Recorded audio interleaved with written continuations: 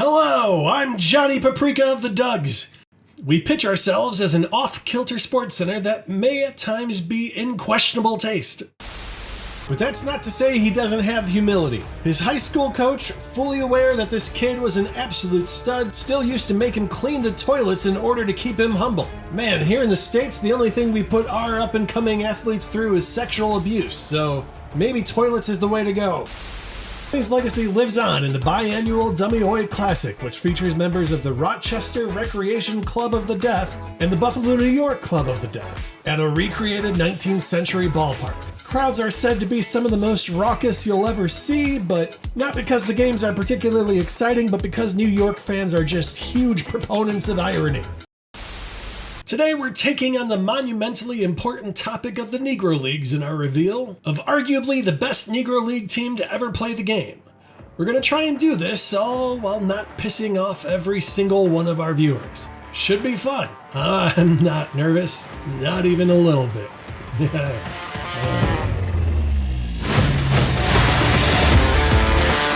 Welcome back to the Dugs. Everything we do here is an excuse for telling a lot of baseball stories and a lot of jokes, so if that sounds like something that interests you, stay in the know and help us grow with a shiny, free of charge subscription to the channel and a like on the video. The theme of the season is second chances, but a lot of the legends in the Negro Leagues didn't even get a first chance. The first African American to play Major League Baseball may have predated Jackie Robinson by 68 years, and he managed this feat while passing as white. This player went by the name of William Edward White, not on the nose at all.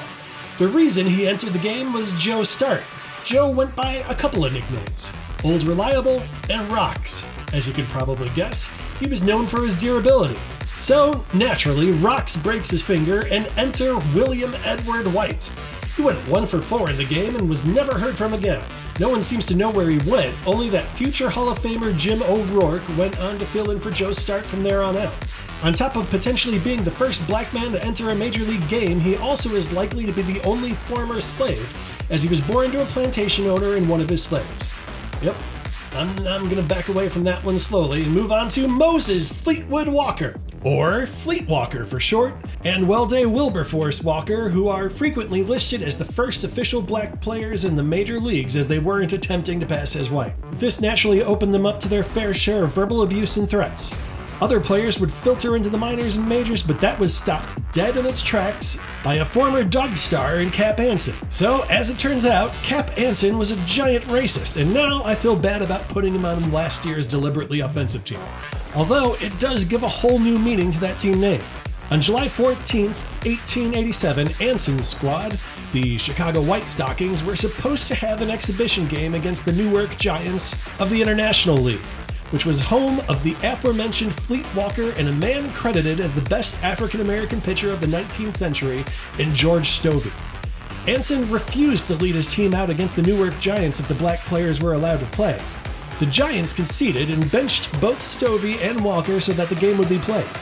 The benchings were a bit of a secret, though, as the real reasons for the players' absences weren't revealed and were blamed on them feeling under the weather. The biography The Newark Sunday Call would state that Stovey was expected to pitch in the Chicago game. It was announced on the ground that he was sulking, but it has since been given out that Anson objected to a color man playing. If this be true and the crowd had known it, Mr. Anson would have received hisses instead of applause that was given to him when he first stepped to the bat. The hypothetical crowd reaction is actually a little bit heartwarming. My great-grandfather, Pappy Paprika, was a journalist at the time, and he didn't take it as easy on Anson. On Anson's refusal to play, he stated, "Oh, that's because he's a pussy." Anson had a reputation to maintain, and he was worried that George Stovey would make him look like a horse's ass, so he tapped into that racism of his and started making excuses. Total pussy. Now bring me my goddamn snuff box, Bartholomew, I'll be in the parlor. You see, back then there were no tape recorders, so if someone was taking dictation, they just kept on writing until the dictator passed out from the vapors. Cap Anson's yellow belly inspired further revolt as a white player for the Binghamton Crickets in Buck West demanded that their black players be released. The dominoes were falling already as the league didn't want to lose a cash cow in Cap Anson, and now an entire team was threatening to protest, so the International League folded and refused to offer contracts to colored players. On the surface, it seems a bit of a knee-jerk reaction to a potentially temporary situation, but this ban remained the norm until Jackie Robinson finally broke the color barrier, although that would not occur for another 60 years. During those 60 years, the Negro Leagues were formed, though it's difficult to draw out a complete timeline. There was barnstorming, which was more of an exhibition. Teams didn't have a home park, but rather had an open challenge, more or less taking on all comers, so it wasn't really a league. The seeds for the Negro Leagues may have been planted when slavery was abolished following the Civil War, and 4 years after that, the Ku Klux Klan was officially dissolved in 1869. It was a great day for the Southern black person as they went from forced labor in the fields and targets for a radical hate group to being forced to work their crops to make an extremely meager living while being targeted by the secretly not so dissolved KKK. Oh, and boll weevils started destroying their crops on the regular. And also, the southern states each started passing their own black codes that ensured that African Americans wouldn't rise in society. For instance, some states limited the type of property that black people could own, many enacted labor contract laws that blacks were expected to follow, and there were anti-enticement measures that punished anyone who offered higher wages to a black laborer already under contract. And if a black person broke their labor contract, then they were subject to arrest, beating, and forced labor, free at last. Meanwhile, in the month of June of 1914, Archduke Franz Ferdinand was assassinated in Sarajevo, Bosnia, and that properly kicked off World War I. The US attempted to stay neutral, but Germany, who were giant dicks in this particular era of history, started sinking ships, including a British vessel in the form of the Lusitania, that had left the docks of New York and was headed to Liverpool, England. Several hundred American passengers were on board, and so we were off to war. This provided an opportunity for the downtrodden African Americans of the South. You see, this is a human body. Human beings are tough, which is a real bummer for those in power when wars come around. You see, a war is when you try and kill as many people as possible in order to make the point you're trying to make. One super efficient way of killing a human being is to punch a hole in them in the right place. This requires bullets or bombs. You can make these in factories, but therein lies the issue. Many of the able-bodied manufacturers were being shipped off to war to do the hole punching. But if they were overseas doing the punching, who was back home making the things to punch the holes with? When presented with an opportunity to get out of the South and into a more promising occupation and hopefully social atmosphere, many African Americans began to migrate northward in a movement called the Great Migration. From World War I to World War II, it's estimated that 2 million black people left the South. Now, the crowds for Negro League baseball were far from all black, but this additional 2 million potential game-goers were a huge help to taking the league out of its exclusively barnstorming days and into something more structured. In 1920, the Negro National League was formed, and the first World Series was played in 1924. What happened over the next few years is anything but a straight line.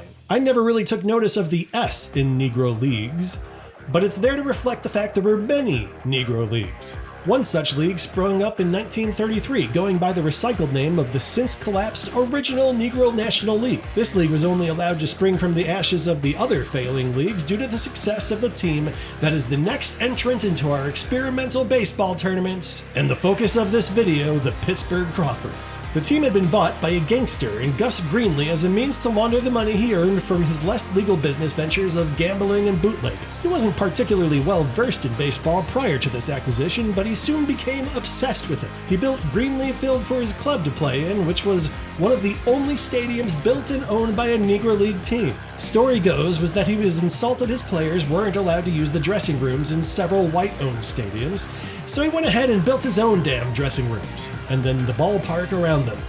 He also attracted top Negro League talent by dangling the best contract offers out there. So let's hear about these Crawfords. The team we're entering into the tourney is more or less modeled after the 1935 Pittsburgh Crawfords. The squad featured 5 players that have now been inducted into the Hall of Fame, so we'll start with them. Let's start with the manager of the team, who also plays in the outfield as well as first base. Oscar Charleston was a 3-time Triple Crown winner. Duke could pitch too, as in 1915 he hurled a 3-hit 7-0 shutout as a member of the Indianapolis ABCs in an exhibition game against an all-white semi-professional team known as the Reserves. Behind the plate, you had Josh Gibson. Some called him the Black Babe Ruth, and others called the Babe the White Josh Gibson. Now, many of these statistics and achievements are hearsay, as record-keeping for the Negro Leagues was not thorough, but it is said he hit close to 800 home runs, which would be more than enough to topple the mark set by Barry Bonds. I mean, sure, this would come with a massive asterisk, but Massive asterisks is something that Bonds might be a little familiar with. If it were up to me, I'd happily swap Josh... Oh wait, what's that? Interesting. It seems that now we've exceeded 500 views on several of our videos. I now have the ability to do that. Well, there we go. Sorry, Barry. To be fair, Barry actually seemed to acknowledge Josh as he mentioned the 800 home runs in the post-game press conference after home run number 756. One of the great things about the lack of documentation is that the word-of-mouth records have a way of leaning towards tall tales. A great one is that in the bottom of the ninth at Pittsburgh, down a run with a runner on base and 2 outs, Gibson hits one high and deep, so far into the twilight sky that it disappears, apparently winning the game. The next day, the same 2 teams are playing again, now in Washington. Just as the teams had positioned themselves on the field, a ball falls out of the sky and a Washington outfielder grabs it. The umpire yells to Gibson, "You're out!" in Pittsburgh. Yesterday. Continuing with the Hall of Famers, you've also got Cool Papa Bell at first base. My goodness, just say that name a few times. Cool Papa Bell. Like Charleston, he was also known to pitch on occasion. And in fact, it is even said that he struck out Charleston on one occasion. The thing that persists about his legend is his speed. You couldn't walk him, else he'd be on third in 2 pitches to the next batter.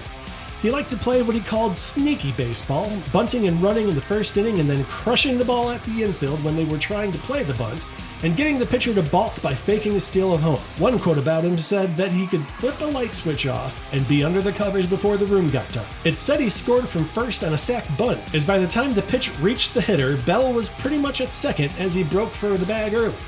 He then noticed that the third baseman had left his station to go field the ball, so he rounded second and kept on going. The throw went to first, and the catcher ran over to cover third when he saw Cool Papa Bell headed in that direction. But Papa was too quick for him. In fact, now that no one was covering the plate, he blew right past the catcher, who was running the wrong way, and scored standing up. He's remembered in Washington, D.C. for his contributions while playing for the Homestead Grays, another one of the big Negro League teams. There are 2 streets named after him, the one on which he lived in St. Louis, and the road leading to the Mississippi Sports Hall of Fame where he has been inducted. The last of the Hall of Famers on the offensive side of the ball is Judy Johnson. Manning third base, he was known for his great contact hitting and his ability to fill his position. These Negro League teams were like a startup business where you got hired to be an analyst and end up having to learn how to put out a fire in the server room, as Judy was yet another player whose baseball path included being a player manager. He had a 5-year stint with the Crawfords, hitting north of 300 during that stretch, despite being over 30 for the entirety of it. Turning to the pitching side of things, we're bringing in the most dominant pitcher from the Negro Leagues in Satchel Paige. So I'm kind of cheating here. Paige actually left the club in 1934 and he returned in 1936, but just the 1935 Crawfords wouldn't fill out the 25-man roster and thus would be at a disadvantage for the tournament. We're also throwing this mostly real-life team against several cobbled-together all-star caliber teams, so it's only fair. And aside from all that, Paige would have been there in 1935 if Gus Greenlee would have pulled his head out of his ass and paid the man his money. Anyhow, there will always be speculation how the stars of the Negro Leagues would have fared in an integrated major league, but it doesn't seem like anyone speculates about how dominant Satchel Paige would have been if he had spent his entire career in the majors. Joe DiMaggio and Charlie Gehringer said that he was the best that they had ever faced. Hack Wilson claimed that it was like swinging at a marble. Dizzy Dean said that Satchel's fastball made his look like a changeup, but he wasn't signed to the major leagues until he was 41. Still, even at 41, he was putting up an ERA of 2.78 in his 2 years with Cleveland and 3.57 with the St. Louis Browns. It's a shame he didn't get to play in the major leagues for his entire career to see how it would have all played out. That's not to say he didn't have longevity, however. In a bit of a publicity stunt, the Kansas City Athletics signed Satchel to a one-day contract at the age of 58 in 1965. Well, all Paige did was go 3 scoreless innings to start the game, allowing only 1 hit, and even managing to strike out William Charles Monbouquet, maybe? In between innings, he could be found sitting on a rocking chair in the bullpen while a woman dressed as a nurse brought him coffee intermittently. Rounding out the offensive starters, the Crawfords fielded an outfield that could get to everything hit to them. Aside from Oscar Charleston out there, they had Jimmy Crutchfield in center. Story goes that he proved himself by disagreeing with his player manager, the aforementioned Oscar. He set up with the expectation that the hitter was going to hit it to right center. Oscar, disagreeing with Jimmy's read on the situation, kept trying to get the man moved to the point where he actually came onto the field to drive his point home. So, naturally, the hitter clocks one right at the spot where Jimmy had originally lined up, but he was so fast that he went ahead and got to it anyhow. Oscar Charleston didn't look at him after the game, but instead just muttered, "Jimmy, you are a fielding ass," which apparently meant that he had made it into Oscar's good graces. People just spoke differently back then, and having done a lot of research in the area, that's why I tell Hamish that it rubs off on me, and he should be taking my claim that he's a pretentious dick with a silly accent as a compliment. Rap Dixon is also out there, who has the feather in his cap of being the first African-American to hit a home run in Yankee Stadium. Rounding out the infield, it's Pat Patterson at second base, who, I'm still waiting to find something interesting on. Sam Bankhead at short, who had terrific speed and a gun for an arm.